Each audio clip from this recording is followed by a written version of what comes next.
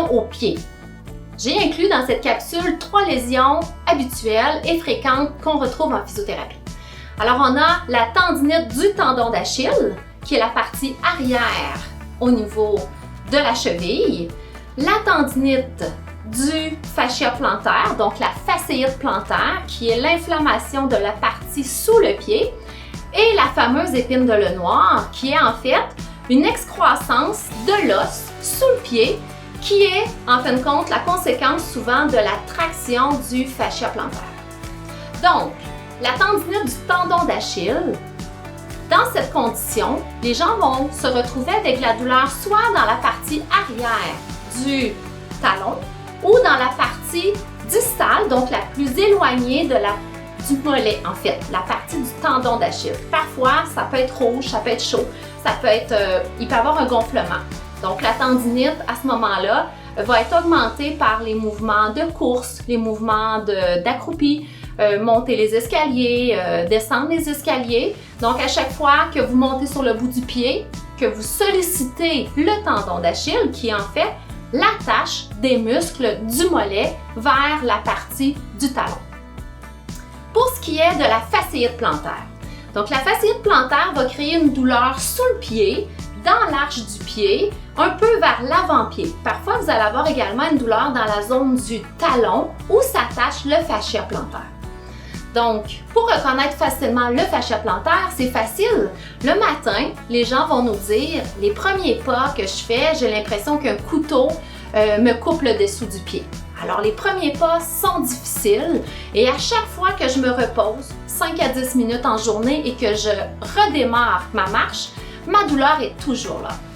Alors, vraiment une douleur sous la partie du pied. Pour ce qui est de l'épine de le noir, l'épine de le noir est en fait la zone osseuse qui va croître par tension du fascia plantaire. Alors, beaucoup de personnes ont des épines de le noir sans avoir de douleur. Il faut comprendre que l'épine est douloureuse si on a un phénomène inflammatoire dans la zone, donc si elle est active. Donc, si la tension est récente et qu'il y a un processus d'agrandissement de la petite pointe osseuse, vous aurez de la douleur. Mais la douleur va s'estomper avec le temps quand l'inflammation va réduire. Alors, qu'est-ce qui crée les tendinites ou la fasciite plantaire ou l'épine de le noir? C'est souvent un problème soit dans la tension musculaire de ces structures, soit que vous avez fait un surusage, c'est-à-dire vous avez augmenté votre temps de course, vous avez augmenté vos charges, vous avez décidé de changer de chaussures, mais ne pas le faire de façon progressive. Vous êtes passé des bottes d'hiver aux gougounes l'été. Alors, la position différente du tissu, si vous ne lui avez pas laissé le temps de s'habituer, alors cette structure sera blessée. Alors, qu'est-ce qu'on fait avec ça lorsqu'on est en douleur? Première des choses, comme toutes les conditions, on vous demande de reposer l'articulation. Alors, on diminue la course, on diminue nos activités, on essaie de limiter la fonction pour laisser la crise de départ diminuer. Ensuite, on peut ajouter l'application de glace pour votre confort toujours, un 10 minutes avec une glace humide, c'est-à-dire un sac à glace enveloppé d'une serviette mouillée que vous faites l'application directement sur la zone de douleur, un 10 minutes, 3, 4, 5 fois par jour pour votre confort toujours. Ça n'améliore pas la guérison. Ça vous aide dans la tolérance à la douleur. Pour le dessous du pied, ce qui est facile, c'est d'utiliser une bouteille d'eau glacée. Alors, vous allez pouvoir rouler dans la portion en dessous la bouteille pour 4 à 5 minutes pour essayer de diminuer votre douleur. Donc, dans le cas de fasciite plantaire ou de l'épine de le noir, c'est une bonne stratégie pour réduire la douleur.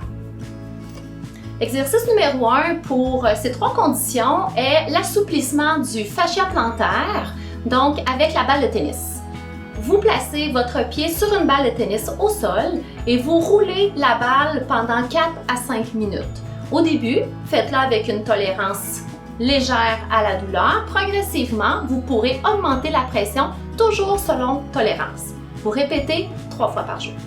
L'exercice numéro 2 en lien avec ces 3 conditions est l'étirement des muscles du mollet, mais la partie plus proche du genou. Alors, face au mur, le pied droit est à l'arrière du pied gauche. Ici, je décris l'exercice pour une lésion au pied droit. Alors, le pied droit est à l'arrière. Vous allez doucement avancer le genou gauche en le pliant, tout en maintenant le talon droit au sol. Vous sentirez un étirement à la base du genou droit en le maintenant bien tendu. Vous tenez 20 secondes, un étirement confortable et vous répétez 3 fois. L'exercice numéro 3, en lien avec ces 3 conditions, est l'étirement de la masse musculaire du mollet, mais la partie plus près du talon. Alors, dans la même position que l'exercice numéro 2, vous vous installez face au mur. À ce moment-ci, l'exercice est décrit pour le pied droit et le pied droit est placé devant le pied gauche. Ce que vous ferez, vous avancez doucement en pliant le genou droit et en gardant le talon droit au sol. Vous sentirez l'étirement à la base du tendon d'Achille et à l'arrière du talon. Maintenez 20 secondes et répétez 3 fois. Il faut savoir que les lésions du pied sont des lésions qui sont difficiles à traiter puisque à tous les jours, vous marchez. Alors, en limitant au début, dans la phase aiguë, les mouvements qui créent la douleur, juste votre quotidien, c'est déjà beaucoup pour la lésion. Alors, essayez de diminuer vos activités et sachez que ces conditions peuvent durer jusqu'à 1 an. Alors, il faut être patient, il faut être assidu, il faut collaborer, mais sachez qu'un jour, tout ça sera guéri.